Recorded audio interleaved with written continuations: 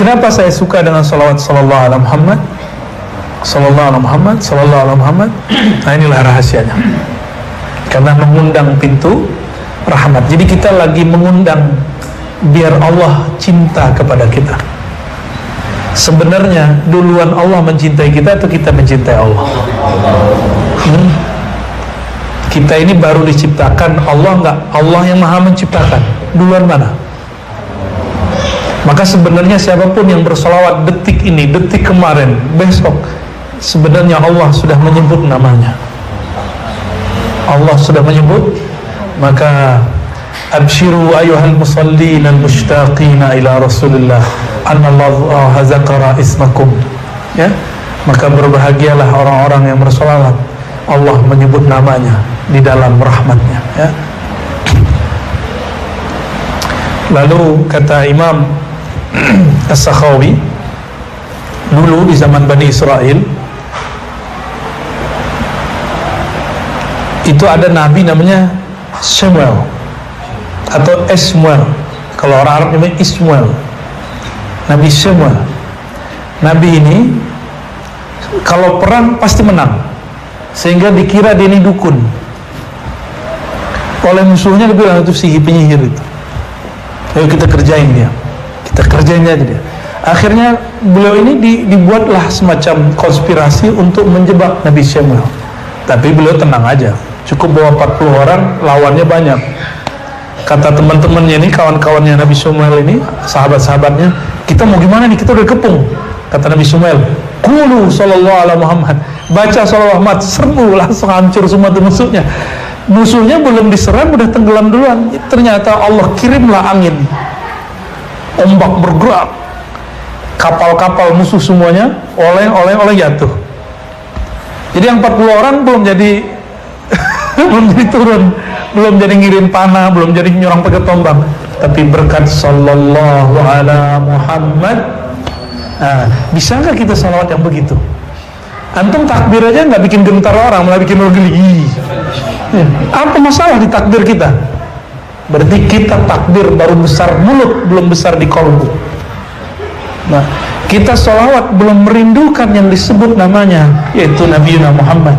Maka wajar salawat ini tidak membuat Allah kemudian jatuh cinta, apalagi makhluknya, ya. Nabi Muhammad Allah jatuh cinta, tapi Abu Lahab masih benci sama dia. Oke? Abu Lahab benci sama dia, Abu Jahal benci sama dia, tapi Allah cinta sama dia. Ini bukti bahwa kalau Allah pun sudah cinta, tetap saja ada orang gak senang sama kita. Allah cinta sama kita ya? Cintalah. Ciri-ciri kita cinta Allah, Allah cinta kita, sering menyebut nama Allah. Udah itu. Siapa yang izinin namanya disebut? Yang punya nama Allah. Jadi inilah sir. Allah tidak izinkan siapapun menyebut namanya, kecuali kolbunya bergetar, ada kerinduan, ada syahdu aja baca nama Allah. Enak gak enak, tapi kayaknya mau tahan aja terus. Mau aja duduk. Ana ma'ahu idza dzaqarani. Hadis qudsi, hadis Bukhari. Aku bersamanya dia jika dia menyebut namaku. Nah, terakhir sebelum baca kitab Mukhtasar Ihya, Imam Al-Hafiz As-Sakhawi. Imam Sakhawi ini seniornya Imam Suyuti. Biasa teman-teman konflik dikit. Ya, beliau ini konflik sama adik kelasnya. Jadi ntar kalau ngeliat saya konflik sama adik kelas saya atau kakak kelasnya konflik, masih maklumi ya. Biasa itu namanya jarhul aqran, ya, kritik sesama seperguruan, ya. Karena Imam Sakhawi mikir, masa sih dia Suyuti yang dulu tidur-tiduran ngaji itu jadi orang alim, kira-kira gitu. Kayak kita bilang, masa sih dia jadi orang hebat, kan dulu dia suka ngorok lagi ngaji. Iya, main PS lagi. Masa dia jadi kiai? Kita sulit percaya tuh sama orang begitu. Itu terjadi antara mereka berdua. Nah, adab kita mencintai dua imam ini dan tidak ikut serta dalam perdebatan mereka, ya. Kata beliau dalam satu riwayat dalam kitabnya Al-Qaulul Badi', ada seseorang datang dari Syam lalu mengadu kepada Rasulullah, ya Rasulullah, abi syekhun kabir, ayahandaku sudah tua renta, wa huwa yuhibbu ayyarab. Syam ke Madinah 1 bulan pakai onta. Orang tuaku sudah renta, tapi ingin bertemu engkau wahai Rasulullah sallallahu alaihi wasallam. Apa kata Nabi? I'tini bihi. Yaudah, bawa dia ke sini. Apa kata orang ini? Ya Rasulullah, innahu dharirul basar. Orang ini matanya kena penyakit lalu buta, katarak kalau sekarang. Faqala qul lahu, ya sudah, amalkan ini. Nabi kasih ijazah. Ijazahnya dulu begini. Jadi ijazah lafaz ajaz itu istilah ahli hadis, ahli zikir. Dulu Nabi nggak begitu ngasih ijazahnya. Nabi cuma mengatakan qul, dah baca, kasih tahu ke dia. Qul lahu, sampaikan ijazahku kepadanya.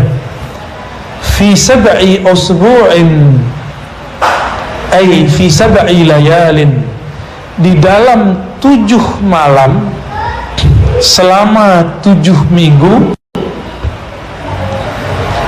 bacalah sallallahu ala Muhammad fa innahu yarani fil manam, maka dia akan bertemu aku dalam keadaan tidur, hatta yarwiya anni al hadis, sehingga dia bisa juga meriwayatkan kalamku. Fara'u fil manam faqad yarwi anhu. Lalu dia ketemu mimpi dan dia mendengarkan kalam Nabi dan bisa mengatakan, aku ketemu Rasulullah dan Rasul bersabda, yarwi hadis minni, menyampaikan hadis dariku. Nah, itulah kualitas wali-wali Allah akhir zaman. Rohaninya ketemu Rasulullah dan mendengar Rasulullah berkalam, sehingga dia boleh mengatakan secara ilmu hakikat, bukan secara ilmu hadis, aku bertemu Rasulullah dalam tidurku, dalam mimpiku, dalam zikirku, lalu beliau berkalam. Dia bisa begitu. Mereka bukan disebut ashabun Nabi, disebut ikhwanun Nabi. Allahumma ja'alna min ikhwanin Nabi sallallahu alaihi wasallam. Ya Allah, jadikan kami ini ikhwan Rasulullah sallallahu alaihi wasallam, saudara Rasulullah sallallahu alaihi wasallam. Amin rabbal alamin. Maka saya ijazahkan siapapun yang hadir, siapapun yang mendengarkan dan jauh ataupun dekat, ayo hidupkan salawat sallallahu ala, di kolbu baca Sayyidina, tapi di lisan gak usah dibaca Sayyidina. Tapi kalau membaca lebih baik. Tapi dalam pengalaman saya, kalau saya tambahkan Sayyidina, di kolbu itu agak berkecamuk. Sallallahu ala Sayyidina Muhammad sallallahu alaihi wasallam, agak kurang matching. Nah, maka Sayyidinanya hanya di kolbu, di lisannya sallallahu ala Muhammad. Silakan ya. Ajaztukum kama ajazani masyayikh. Al-Fatihah. Ya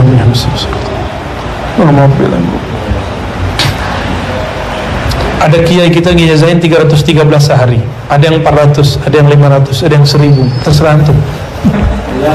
Ya, kalau aneh nggak ada hitungan lagi lah.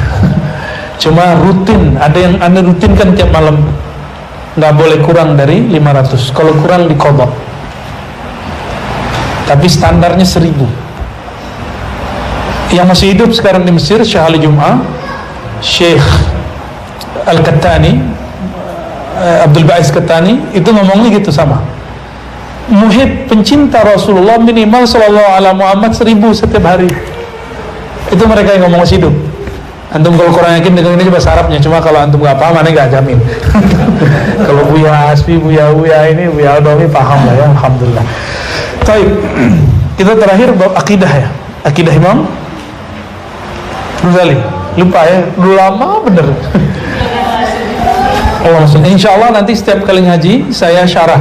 Salawat kedua yang saya baca disebut salawat Masyishiyah, salawat gurunya Imam Syazili. Salawat tuh nggak boleh dibuat-buat, salawat tuh nggak boleh bid'ah. Ya, yang buat-buat silakan Pak Haji, Pak Insinyur. Ya. Salawat itu kalau dibuat-buat namanya bid'ah, maka dia harus berdasarkan ilham. Saya bersaksi, nggak ada salawat yang dibuat-buat oleh seorang imam kecuali salawatnya nggak didengar orang kecuali dia sendiri yang baca, nggak akan diamalkan orang. Kenapa? Nggak dapat izin dari Rasulullah SAW. Maka Ibnu Masyis dapat ilham, namanya salawat Masyishiyah. Imam Syazili, salawatnya banyak. Antum mau berapa salawat dari beliau ada? Yang paling masyhur salawat Nur Zati. Allahumma shalli ala sayyidina Nur Zati wa sirri sari fi jamil asma'i was sifat. Ada salawat yang lain. Ini nanti setiap kali mulai kajian saya akan mulai di sesi pertama syarah Hizb Bahar, Sesi kedua syarah sholawat. Kita ambil dari kitab para imam, para masyaikh, bisa Syekh Yusuf Hani, bisa Sidi Abu Ghawari, bisa macam-macam ya, insyaallah. Sebagai hadiah lah ya, biar tambah semangat baca sholawatnya. Jadi bagi kita faedah-faedah itu hanya sebatas motivasi, bukan tujuan.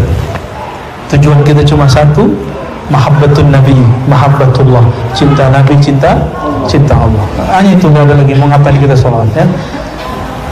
Sesungguhnya Allah bersolawat kepada dan malaikat kepada nabi. Berarti yang kita lakukan lalu Allah juga lakukan, bahkan Allah lebih dulu melakukan adalah sholawat. Maka boleh disebut zikir azali, zikir qadim.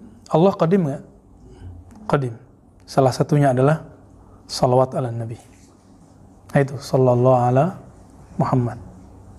Jadi ketika ruh kita berputar di alam gaib itu, yang dia baca sallallahu ala Muhammad, sallallahu alaihi wasallam. Kenapa? Dia berterima kasih karena nabi diciptalah dia kemudian ada.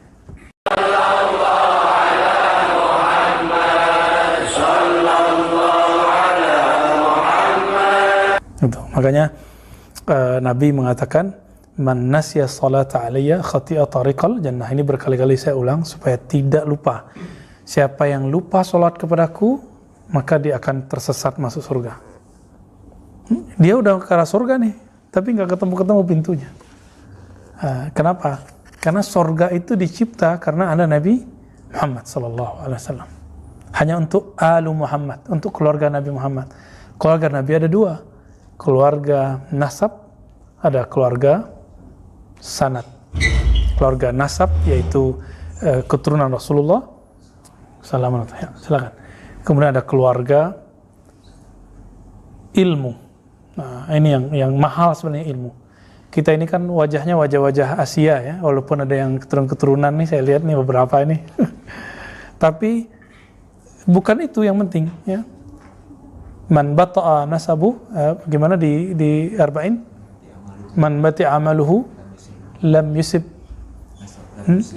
yusri'hu nasabu. Orang yang punya nasab tapi amalnya nggak connect dengan Rasulullah, nggak manfaat. Hadis ini bukan untuk menghujat ahlu bait seperti yang dilakukan oleh kawan-kawan kita yang benci dengan habaib.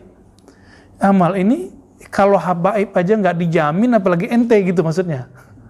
Gitu maksudnya hadis ini. Nah, jangan salah memahaminya, ya. Karena hadis yang sahih mengenai ahlu bait ada di Sahih Muslim. Sahih Muslim sahih nggak? Namanya udah Sahih Muslim. Apa kata Nabi? Inni tarikum fikum tsaqalain. Aku tinggalkan kepadamu dua wasiat. Yang kita kenal kan biasanya kitab Allah dan sunnah. Tapi hadis yang sahihnya bukan kitab Allah dan sunnah, itu hadisnya hasan. Yang sahih adalah kitab Allah dan ahlu baitku. Kitab Allah, ya. Kalau kamu berpegang dengannya, kamu tidak tersesat. Yang kedua, ahlu baiti. Lalu Nabi mengingatkan sampai 3 kali, uzakkirukumullah fi ahli baiti. 3 kali. Aku ingatkan kalian mengenai ahlu baitku, ahlu baitku, ahlu baitku 3 kali. Berarti mencintai ahlu bait, mengerti ahlu bait, habaib yang ahli sunnah itu wajib hukumnya. Makanya saya kalau ada habaib walaupun gak alim-alim amat, ya kita dahulukan dia. Khawatir nih masuk ke hadis itu walaupun kita tahu nih ilmunya biasa. Nah, ini namanya mengtakzim, menghormati, bukan mengkultuskan, itu beda. Ya, perbedaan kita dengan ajaran Syiah, mereka menganggap para imam zuriat Rasulullah itu maksum. Dikultuskan. Maksum artinya apa? Terjaga dari dosa. Ya. Baik. Nah, berbicara tentang keluarga Nabi, pewaris Nabi, nah, nanti kita akan bahas di bab ke-10 dari kitab Awariful Ma'arif, salah satu kitab ilmu qalbu atau tazkiyatun nufus atau tasawuf dalam tradisi ahlu sunnah. Dan saya sudah menyampaikan berkali-kali, tasawuf adalah khas ahlu sunnah. Tidak ada ahli bid'ah mempunyai tasawuf. Ini perlu diketahui. Ya, jadi kalau ada orang mengatakan sufi itu tidak sholat, sufi itu menentang Allah dan Rasul itu tidak benar. Berarti dia bukan sufi, dia suka film. Ya. Al-Bab Al-Ashir fi Syarhi Ratbatil Masyakhah. Bab ke-10 mengenai penjelasan martabat atau tingkatan masyaikh, guru. Siapa yang berhak jadi guru? Siapa yang berhak jadi syaikh? Siapa yang berhak jadi mursyid? Kan banyak nih mursyid sekarang, bener gak? Ada dengar syekh mursyid gitu, dengar ya? Atau ada yang diangkat muridnya, dinobatkan muridnya jadi mursyid? Atau ada yang nggak ngaku mursyid tapi ngangkat murid? Kalau saya ngangkat murid, berarti saya mursyid toh, walaupun saya nggak ngaku, ya kan? Saya nggak dapat izin mengangkat murid oleh guru, lalu saya ngangkat murid, durhaka nggak? Ya, durhaka. Dan ini banyak sekarang orang nggak sabar mau jadi salik jadi murid, karena nggak sabar jadi murid, lalu mendaulat dirinya menjadi mursyid. Nah ini banyak, maka banyaklah hari ini, mohon maaf, mursyid palsu. Bahkan teman-teman, orang yang dikasih ijazah mursyid pun belum tentu makomnya mursyid. Kok bisa? Ya kan level mursyid macam-macam. Yang disebutkan dalam kitab ini, inilah mursyid hakiki, yang kita sebut dalam istilah al-kamil mukammil, mursyid yang perfect, yang ideal. Bukan berarti mursyid yang sempurna, enggak. Tapi mursyid yang ideal itu, ini yang dibahas di sini. Nah, makom ini adalah makom pewaris para rasul, para nabi, dalam berdakwah dan mengenalkan umat kepada Allah Subhanahu wa taala. Baik, sebelumnya mari kita baca Al-Fatihah. Semoga Allah membuka qalbu pikiran kita dan kita kirimkan untuk muallif hadza kitab, Imam Abu Hafs As-Surawardi. Al-Fatihah. Bismillahirrahmanirrahim.